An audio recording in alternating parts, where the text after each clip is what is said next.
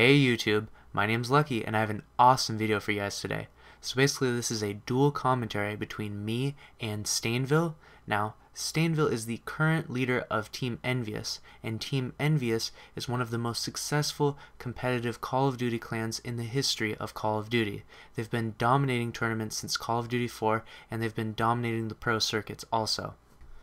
In this commentary, I get to ask StainVille a lot of really great questions that you, the viewers, very often ask me. Now this video is broken up into two halves. Each half is about 8 minutes long, and the background footage for the first half is going to be me playing a game battles match in which we get an ultimate comeback in a search and destroy match. And on the second half, it's going to finish up that ultimate comeback, and then it's also going to go through a variety of different clips. Some search and destroy game battles clutches, some public matches, some public highlight clips, all sorts of different stuff will be in the second half. I hope you guys enjoy. Hey, what's going on YouTube? This is StainVille, and this is a dual com with LuCKyy. Not sure if you guys have heard of him, but he posts some pretty good gameplay and some pretty good information to help you guys improve. LuCKyy, you there? Yep, I'm here. So we're going to be covering a couple topics. LuCKyy contacted me and he had some questions, and I viewed a couple of them and they're really good, and I thought it'd be really good for us to upload it to both of our channels. So let's go ahead and get this going. Alright, cool. I just want to start off by saying thanks for having me on your channel, StainVille. Really big fan of Team Envious, longtime fanboy of that clan. And awesome, dude. yeah.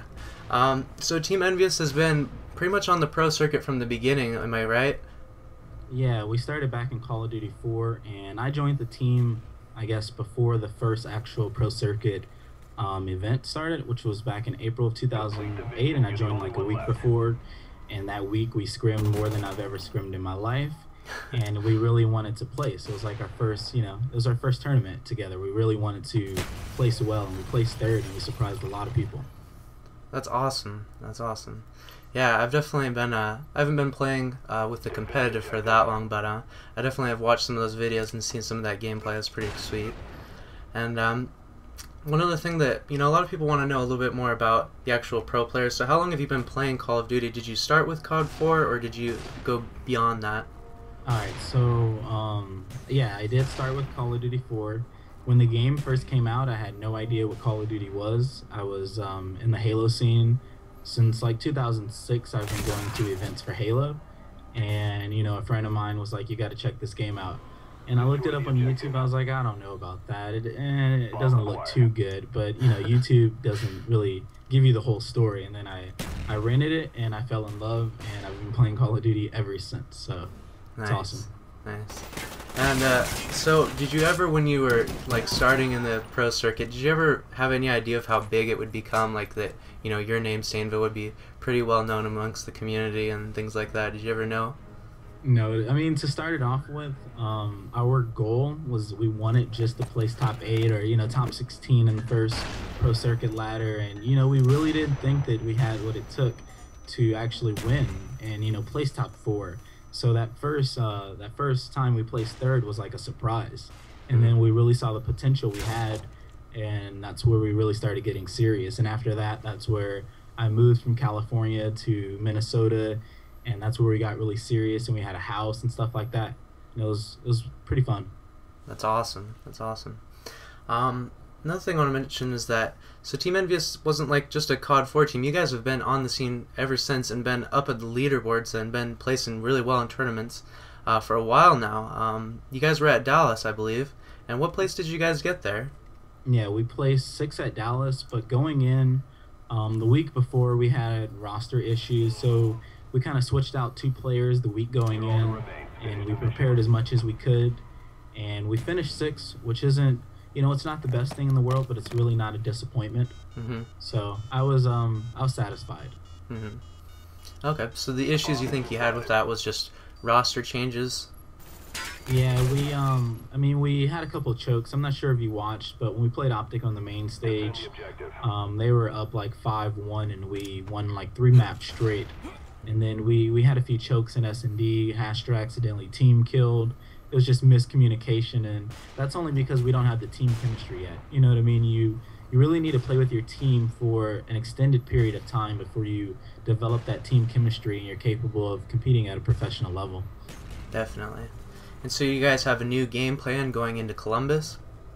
Well, with the PS3 being down for however long it was, we kind of fell out of our schedule a little bit. The competitive playlist has really been the only thing keeping me playing. Starting today, we really just started hitting it hard again. So hopefully tomorrow's a new day and we can, get ready and focus in a short period of time and really place a lot better at Columbus than we did at Dallas. Cool. And so your roster at Columbus isn't gonna. You're not gonna have any more erratic roster changes this time, are you? No, we had we had a roster change during between the events after Dallas. Miscommunication between the team and there wasn't an understanding, and Fears had left for Optic Nation, the new team. And after we all sat down and talked, and he eventually came back, and Optic, they're fine with that. They went ahead and just found a new player, and the best of luck to them. And what's actually kind of fun is we get to, I'm not sure if you viewed the pools, but pool play for Columbus, our pool is Optic Gaming, Optic Nation, and Motivation. So he gets to play his old team, right off the bat, and two Optics get to play each other. And I mean, it should be the most interesting and entertaining pool there is. For sure. From Call of Duty. Yeah, that sounds very interesting. What team do you think it is that's your biggest competition? I think everyone knows that Leverage is, the team to beat. Recently, Optic, as I've seen, they've been putting in a lot of work, and they're really improving, in my opinion, and they have what it takes to actually win Columbus. So either one of those two teams are definitely our biggest challenges going in. Definitely, yeah. A lot of my viewers from my channel know that I've been following Team Leverage for a while now. I followed them with the very start, the MLG 4vs4 kickoff tournament on 360. Followed them through the 25K tournament, and then obviously MLG Dallas. So what do you think it is that's giving them this sort of advantage? Do you think it's chemistry or what? What is it? I think it's pure gun skill right now.